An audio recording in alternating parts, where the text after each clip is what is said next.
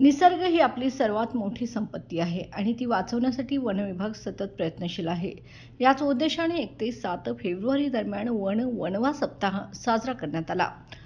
कोंडोशी, तांबाळे, पाळ्याचा हुडा, मठगाव, माणी, सुक्याची वाडी, चांदमवाडी, बशाचा मोळा, शिवडाव या गावांमध्ये वन कर्मचाऱ्यांनी प्रत्यक्ष भेटी देऊन वनसंवर्धन व वणवा रोखण्याचं महत्त्व पटवून दिलं. वणवा रोखा, जंगल वाचवा या संदेशासह जनजागृती मोहिमेला उत्स्फूर्त प्रतिसाद मिळाला.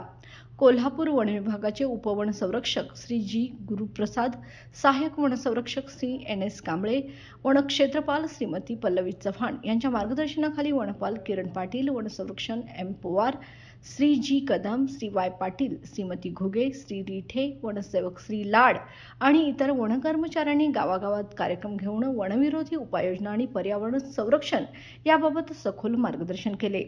वन विभागाच्या थोडी दक्षता घेऊया, पर्यावरण संवर्धनाला हातभार लावूया या संदेशाने लोकांमध्ये जागृती निर्माण केली असून या अभियानामुळे नागरिक अधिक जबाबदारीनेच वनसंवर्धनासाठी पुढे येत आहेत.